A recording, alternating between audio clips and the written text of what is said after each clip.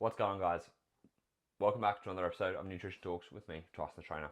Today is a short talk. We're just going to be talking about the new studies that have come out about protein distribution. So, you may have heard before that the body can only absorb so much protein per meal, all right? Now, we know based on body weight alone, that is not true because someone who is 50 kilos compared to someone who is 90 kilos is going to have different overall total protein needs. And, saying 30 grams of protein across the board just isn't going to be feasible for someone who's a lot heavier. They have more skeletal mass, they have more energy needs overall. The body's going to turn over more protein. So just based on your body weight alone, the 30 grams of protein per meal is complete BS. However, there is more research coming out now to show that there's basically not a cap with how much protein you can have each meal.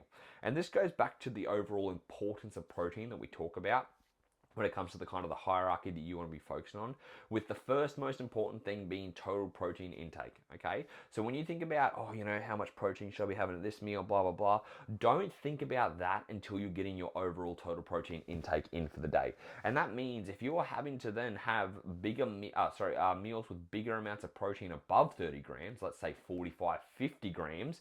Again, if you're a 100 kilo male and your recommendation is 160 to 200 grams, you're having 40 to 50 grams of protein at least of each meal if you're having 4 meals a day.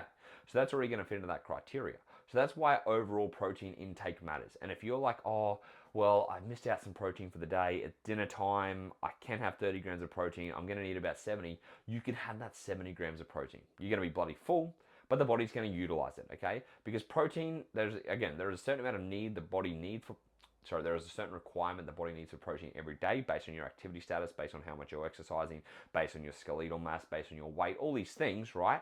So it's like at the end of the day, if you focus on your total protein intake, you don't really need to stress so much about how much protein you're having at each meal. Now, again, ideally, quote unquote, ideally, you're going to try and spread that out evenly throughout the amount of meals you have, but that's just going to be based on what you can actually do. If you're eating 3 meals a day and you are 200 kilos, and you're 100 kilos, you're going to be having like 70 grams of protein at each meal, give or take like 60 to 70 grams, okay? Which is a lot, but it's like, hey, if you can only eat 3 times a day and you don't have time for snacks, you got to do what you got to do. And the good thing about this though is that it comes back to like not obsess. This is where it comes back to the good enough side of things. It's not obsessing about having to be perfect, having to be optimal, having to get every little nth degree of protein evenly distributed across your meals. You can focus on your total protein intake. And like that's really the most important thing to focus on. Now, when it comes to protein intake, we're still going to be focusing on 1.6 to 2.2 grams. I like having 1.8 to 2 grams as that sweet spot. The 2 grams mark I like just because it covers all bases, just like, as a just in case, as a backup plan. 2.2 grams is for people who are very low body fat in a high deficit is what I'd recommend, but most people don't need that. If you focus on 1.8 to 2 grams, you're going to be sweet. Now, if it's unachievable, start with 1.6 grams. Now, the good thing about this, 1.6 grams for a 60 kilo person is like 95 grams of protein. Anyone can get 95 grams of protein in. Most people, it's not even a struggle to do that because you also have trace amounts of protein.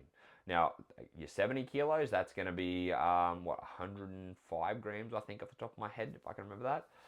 50% is 35, so it'll be 40. Yeah, 110 grams, right? If you're 80 kilos, it'll be 120 grams. If you're 90 kilos, it'll be 140 grams. Yep, roughly. And then if you're 100 kilos, 160 grams. That's quite doable. And again, the heavier you are, the higher the likelihood that you're going to have more protein per meal anyways, because you eat bigger portions, because you're a bigger human, because you have a bigger stomach, because you have a bigger appetite. All right, so that's kind of how we want to focus on that distribution. So it's good.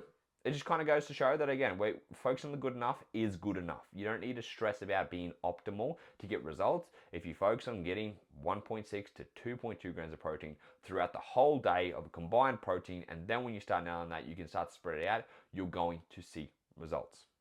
Cool? I hope that was informative. I hope you guys enjoyed this. A very simple one. If you have any questions, you can send me a DM at Tyson the Trainer on Instagram. Remember, it's Tyson the Trainer with 2 R's. And until next time, my friends, I will speak to you then.